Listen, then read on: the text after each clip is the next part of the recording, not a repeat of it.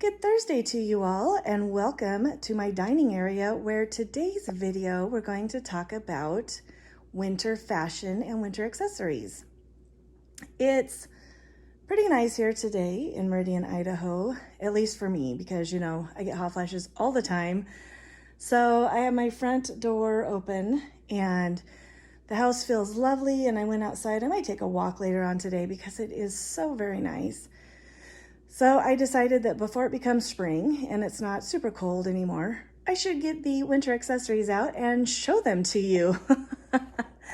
So I've got some fun things laid out here, and I'm just going to go right into showing them to you, what all I have. And then I do have some antique furs, and at the end of this video I'm going to do a section where I pull out more furs. So for those of you who are not fond of furs, even antique furs, I'm going to put that at the end with a notification so you can just turn the video off. I thought I would do that for those of you who do not like the fur industry. So anyway, let's get started, and I will show you the individual bits, and then I'll come back and show you in person all of those accessories kind of in their own little section. So here we go. Just going to show you around, do a little tour here. This is a little child's quilted cloak. I'm thinking it is machine done, machine and hand done. So I'm thinking perhaps it is from the natural era because of its shape. And then we have a velvet bonnet and some furs and some mittens. And a fur Edwardian era, teens era hat, a Victorian cape, a natural form era coat. Oh, isn't she luscious? Some carriage boots,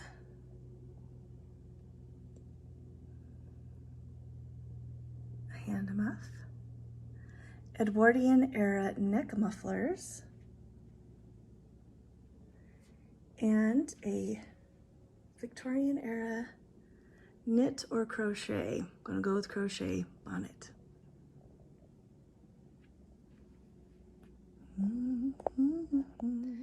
Okay, so first off, let's really get into these Edwardian neck mufflers. What I like, I mean, I love the mufflers themselves, but what I really like is the artistry on the boxes. This one is 1906, let's see. 1906, but look at the different colors that they came in.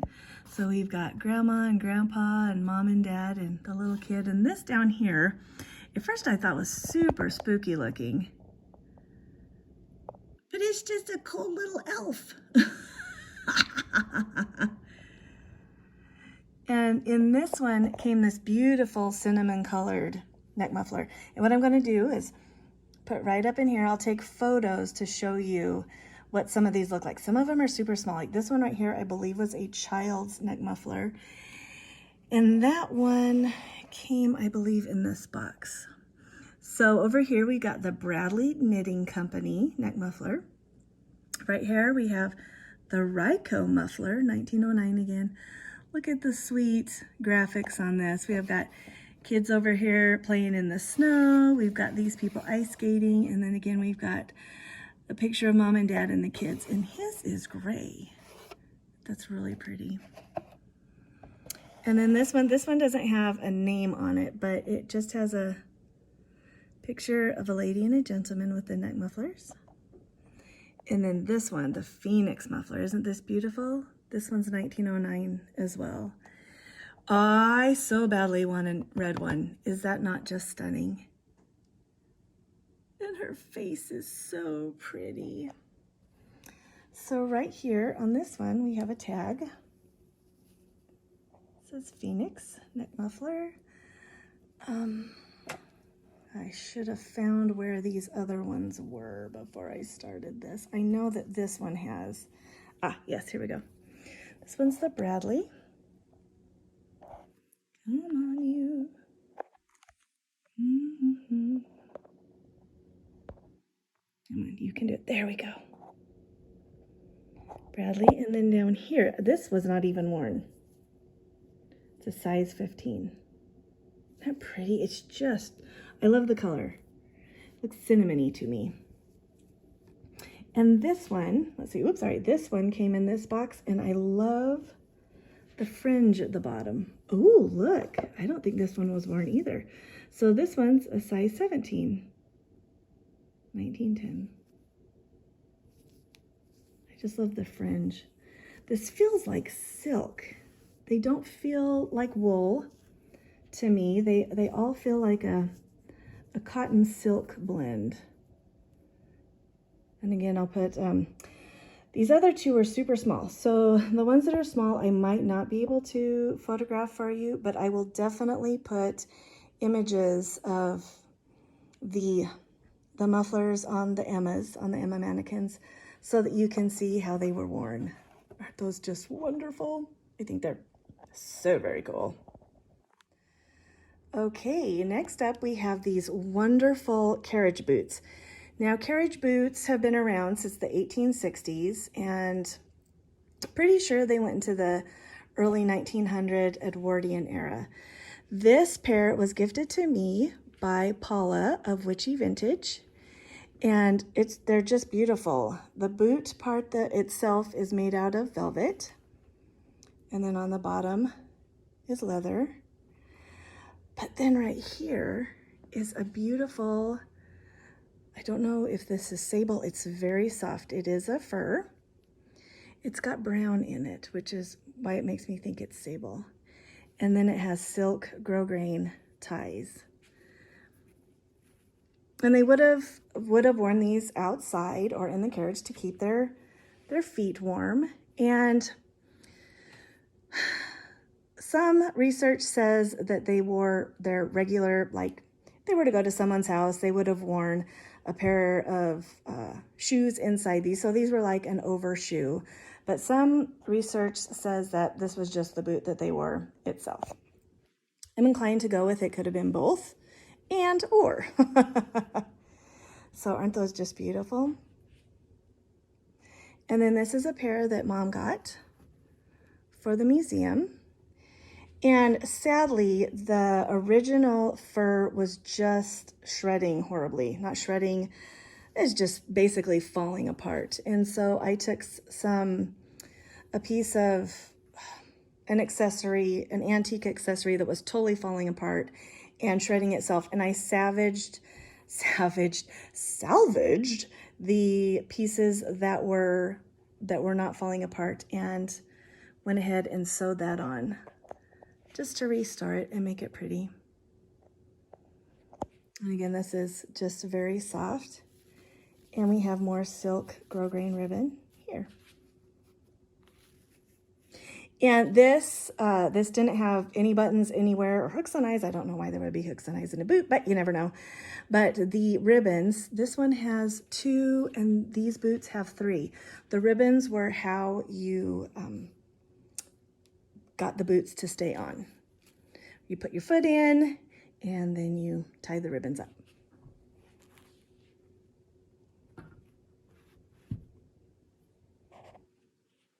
Very fun, very cozy. My feet would totally be claustrophobic in them. Well, here we have a trio of mittens from Victorian to Edwardian era. These beautiful ones, oh my giddy aunt, these are so beautiful. I purchased these from Sasha Gardner Designs. And I believe they are a silk and cotton mix. Oh my word, they are so soft and so luscious. And look at this beautiful design. I am wanting to say that these were factory made and not homemade. I mean, they could have been homemade, but oh, aren't they beautiful? And it's fun because the hand part is actually padded. I know you can't feel it, but there is padding in there to help keep the hand warm. Oh my word, so beautiful.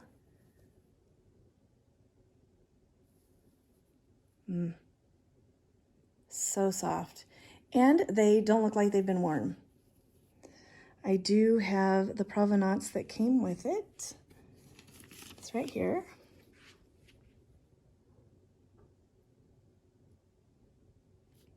And they don't look like they've been worn.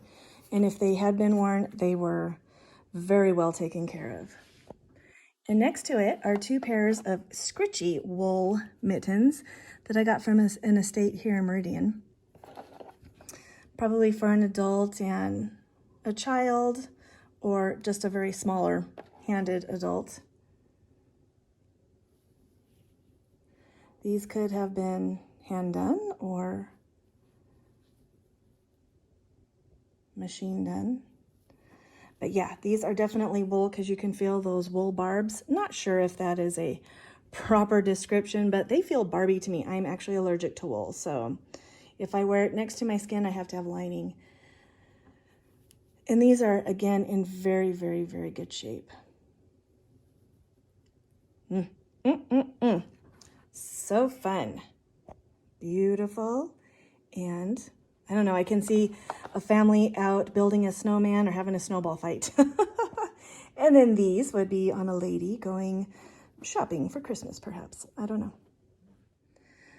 Okay, here we have this beautiful bonnet or hood. Not absolutely certain what these were called. This is quite an old Victorian. I've seen a lot of them that are dated 1860s. It could be as far back as then, but isn't it beautiful? Look at the ruffle right here. We have ruffling at the front, worn around the face. There we go. And then ruffling back here at the top of what would be considered the crown. And then the back. And then look at this down here. I don't know, it's pretty. It's a very pretty little hat, little bonnet. And then up here we have a silk bow that, of course, is shattering because silk. Isn't that pretty, though? I don't know. I very, very, very much like this little bonnet. And this is wool. This is a wool yarn because, again, the barbs. And then there are silk ties that have a pretty... All right, come on. There we go. Pretty. So this is actually quite a wide ribbon. And we are focusing on my hand. Come on. You are an ornery camera. Come on. There we go. Isn't that lovely? So there's bonnet number 1. Woohoo! And then bonnet number 2 is this. I'm thinking this is a cotton velveteen, and it's not cooperating. Hold on. Let's move this back. Ah, hold on just a minute. Okay, so here is that velveteen bonnet. It feels like cotton velveteen. And it's got on either side a bow. And then the ties, again, with a quite wide ribbon.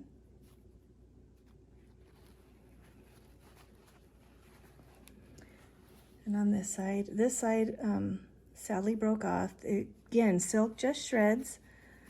Someday we will have a discussion as to why it shatters.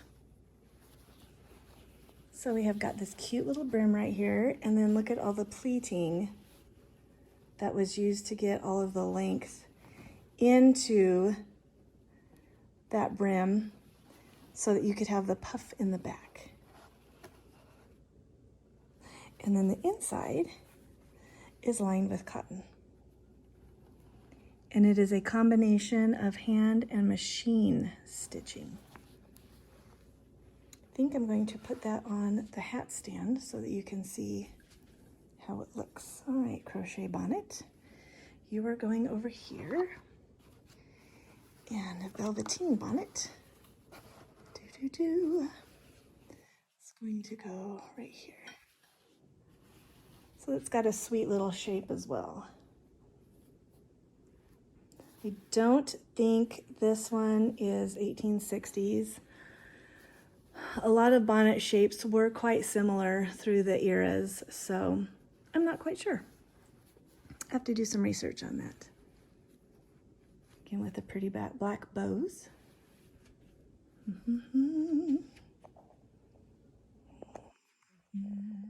I have no idea what happened to the video on this red cloak.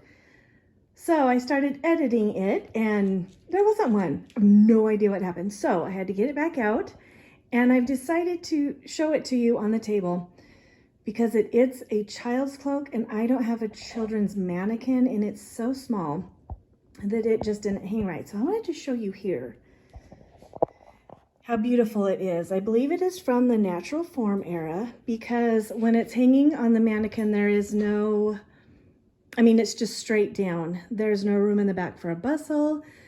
I doubt if it goes clear back to the 1860s where they would have had the hoop crinolines. So I'm thinking this is around natural form era, 1877 to 1883. But it's so beautiful. This right here is silk, and it was machine quilted, and then it was hand stitched together. And this is wool, a very fine wool. And then it is lined with polished cotton that's quite crinkly sounding. You can hear that. It's just very lovely, and it has this over cape. So it's a 2-layered cape. It's got the underbit and the overbit, and what I really like about it is the sweet little scallops here. Isn't it sweet? And then it's got a collar that is you can really see the batting here.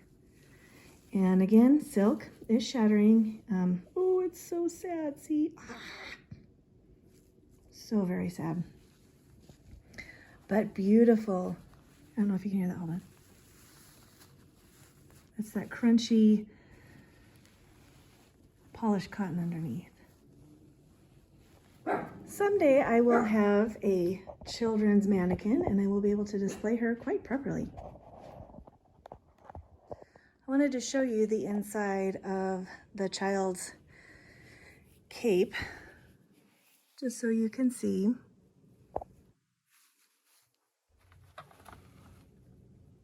It's all hand sewn.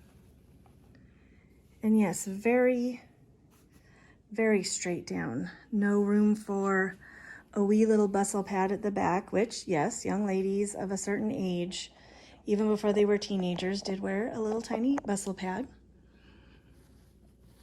But there is not even, no, this wouldn't have gone back clear to the hoop era. But yes, I'm still thinking natural form on this because of its just sausage shape, very cylindrical.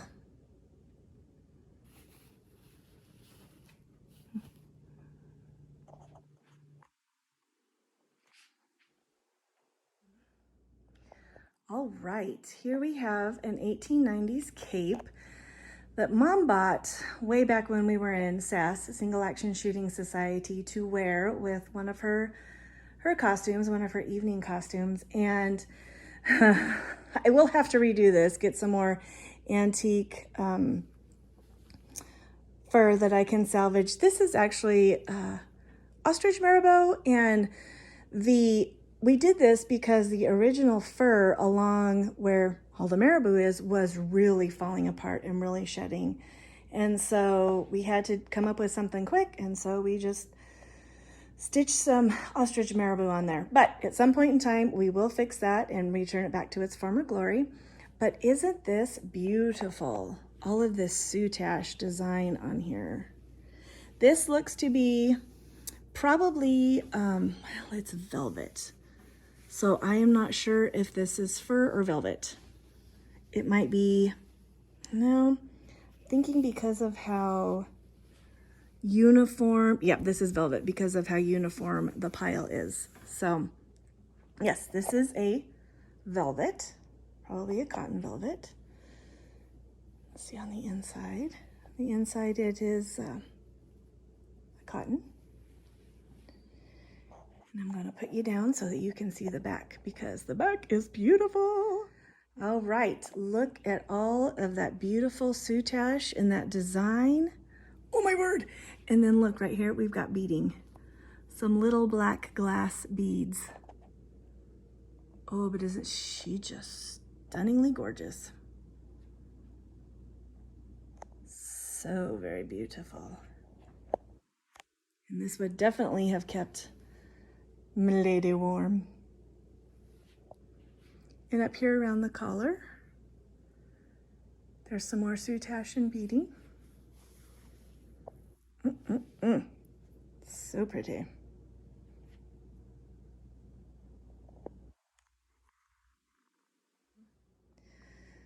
Okay, now here is this stunning lady. Oh my giddy aunt. This was another purchase from my friend Brendan Miranda. And it is, oh wow, a natural form era coat. And it is heavy. She is heavy. She's burnt out velvet. So she's a cotton velvet. And then this is a cotton lace, and she's actually quite fragile and a little bit crunchy, so we don't handle her much.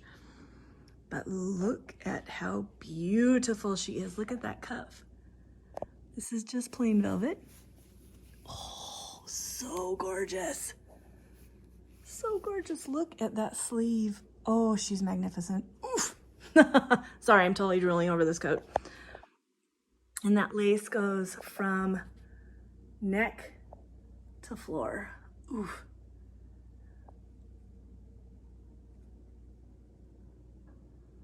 I'm gonna walk in front of the, there we go, light. Oh, isn't she stunning? And sadly, of course, we've got some shattering of the silk here. And she closes with hooks and eyes. Does she go all the way down? Nope. Just to about here. And the inside, she is a silk lining. And I love this ruffled lace all the way around the neck. Oh, she's so, so gorgeous. And the sleeves are just, look at those. Oh my word, I would feel so decadent and elegant in this.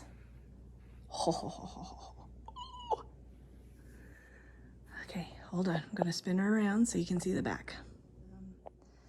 Okay, here we are. I've turned her around and you can see her back. And of course, the back is the same as the front when it comes to the burnt out velvet. But we are going to go down here and look at this. Look at that opening. All of that lace. Oh, so pretty. Let me see if I can get a close up here. Isn't that stunning? And this, I can just imagine the lady who had this on, you know, because a lot of the dresses in the natural form era had a beautiful bustling in the back. And if she wore this dress, oh, let's say she had red or, I don't know, a green, and this would have opened when she walked so that you could just see a little hint of the back of the bustling of her dress poking out through there. Oh, isn't she beautiful? Another epic purchase from Brendan Miranda. Thank you, my sweet friend. She's gorgeous. Kind of like a pomegranate. I don't know. Just so amazing.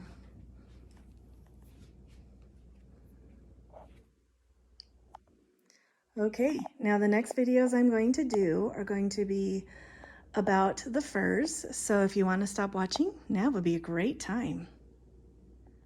Well, here we are at the critters portion of the video on winter fashion and winter accessories from the Victorian era to the 1830s. And several of these were gifted to the museum by some lovely people. The two lovely stoles, 1920s to 1930s, were gifted to me from Shantae Thornton. Thank you so much, my dear. And we're going to look at those up close and personal. And then this beautiful hand muff was gifted to me by Megan of Cornflower Fields. Thank you so much, my dear. Oh, and this one is from Lavender of Duckling Vintage. Thank you so much, my dear. Yeah, we're gonna just take a look at them. They are beautiful. A lot of fox. So here's a fox, a fox, a fox, and then some. Oh, of course, you left my brain. Martin? No. It's a weasel. It's from the weasel family. Yeah, we're gonna get to that in a minute. This is a weasel here. This is ermine. And I did have a beautiful antique ermine stole that I traded with Brendan of Miranda Millinery for some dresses. Ooh, yeah. It's a stoat in England and an ermine here in the United States. And this is its winter coloring. So it does change from the summer months to the winter months. In the summer months, it's this color, the color of its tail. And ermine was used a lot in royalty. So the coronation robes that kings and queens wore, they were studded with hundreds, dare I say thousands, of little ermine tails. So ermine was a sign of royalty in the olden days. And then we have hand muffs from the Edwardian era. This one right here is from the 1930s. Oh gosh, that might be dyed fox because that's got a pretty long pile to it. And then this one has, wow, my brain is not wanting to cough up the name of these. It's not a marten. This was from Megan, and I do need to fix it. The silk in it was shattering. Yes, that is what weighted silk does, people. And then this little guy. And then these feet and tails. Yes. So soft. And again, these are all antique.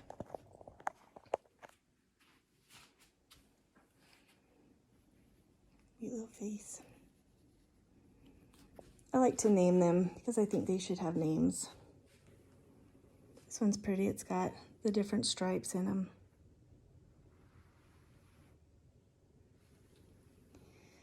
And then this one is curly lamb's wool. Very pretty. And this is I want to say silver fox, but I'm not quite sure. So it's got its little feet. And then it would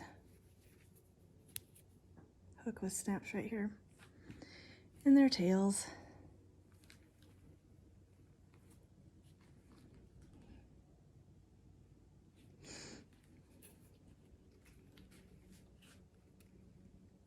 Again, these were the ones that were gifted to me by Shantae. And then this one is actually Victorian. I'm going to put this at 1890s because of, or even early Edwardian, because of the style of the collar. You can wear it up or down. Quite stunning.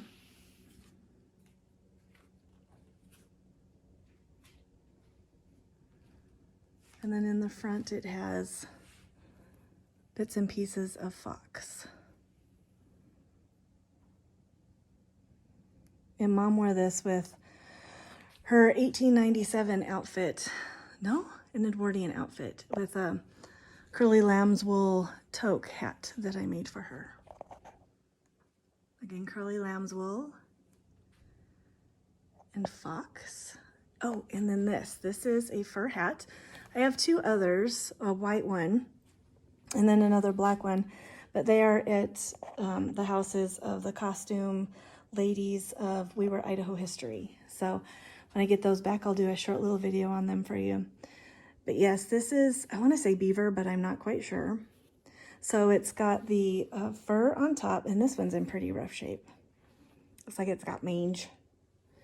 And then underneath is velvet and a maker's mark. Cranes, exclusive millinery, Ellensburg, Washington. They're pretty. All right, my sweet critters. Okay, everyone, I hope you enjoyed the video today on antique Victorian through the 1920s winter fashion and accessories. This was a pretty fun video to do. It's always fun to get all of the things out and look at them and just look at the workmanship and the artistry that was worn in the olden days. It's been fun. All right, guys, I hope you have a good rest of your week. Until next Thursday, toodaloo.